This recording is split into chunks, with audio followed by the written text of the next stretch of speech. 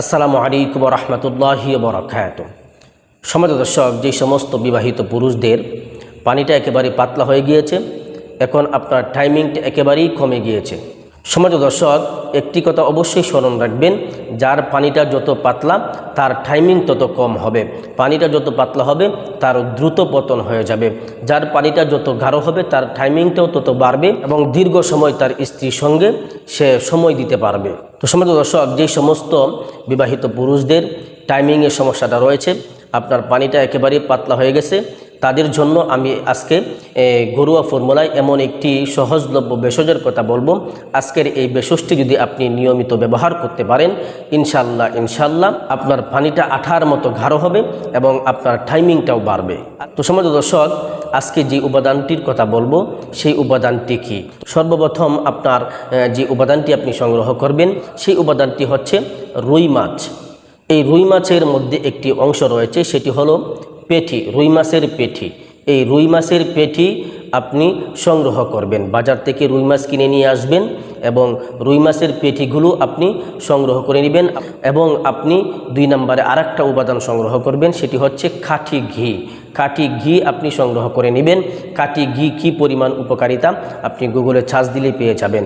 এই খাঁটি ঘিয়ের কি উপকারিতা রয়েছে, এই খাঁটি ঘি আমরা সংগ্রহ করে নিব। তো সম্মানিত দর্শক, আপনার যখন এই 2টি উপাদান সংগ্রহ করা হয়ে যাবে, রুই মাছের পেটি এবং খাঁটি ঘি, এই 2টি উপাদান আপনি সংগ্রহ করবেন। সংগ্রহ করে আপনি আজকের এই ঘরোয়া এই ফর্মুলাটি আপনি তৈরি করবেন। তো ঘরোয়া এই ফর্মুলাটি আপনি কিভাবে তৈরি করবেন? আপনি এই রুই মাছের পেটিগুলো আপনি ঘি দিয়ে ভাজবেন।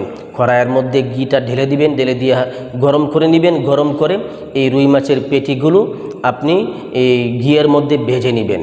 এভাবে এই রুই মাছের পেটিগুলো ঘিয়ের মধ্যে ভেজে আপনি প্রতিদিন আপনি সকালে একটা পেটি, দুপুরে একটা পেটি এবং রাত্রে একটা এই রুই মাছের পেটি আপনি খাবেন। ইনশাল্লাহ যদি আপনার পেটে এটা ধারণ করতে পারে, অবশ্যই আপনি এর দ্বারা উপকৃত হবেন এবং আপনার পানিটা গাঢ় হবে এবং আপনার টাইমিংটাও বাড়বে। সম্মানিত দর্শক, আপনি তো রুই মাছ প্রায় সময়ই হয়তো বা খেয়ে থাকেন। আমি আজকে যেই টেকনিকটার কথা বললাম, যেই ফর্মুলাটির কথা বললাম, এই ফর্মুলায়, এই নিয়মে, এই পদ্ধতিতে আপনি রুই মাছের পেটি কয়েকদিন খেয়ে দেখুন। ইনশাল্লাহ আপনি অবশ্যই উপকৃত হবেন।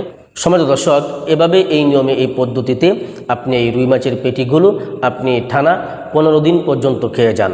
ইনশাল্লাহ আপনি অবশ্যই উপকৃত হবেন। আল্লাহ চাহে তো আল্লাহ পাক রব্বুল আলামিন আপনাকে এই টাইমিংয়ের সমস্যা থেকে মুক্তি দিবেন। আপনার পানিটা গাঢ় হবে এবং আপনার টাইমিংটাও বাড়বে। তো সম্মানিত দর্শক, এই ছিল আজকের সংক্ষিপ্ত ভিডিওটি আপনাদের কাছে কেমন লেগেছে অবশ্যই কমেন্ট করে জানাবেন এবং ভিডিওটিকে লাইক দিয়ে ভিডিওটি অবশ্যই শেয়ার করে দিবেন।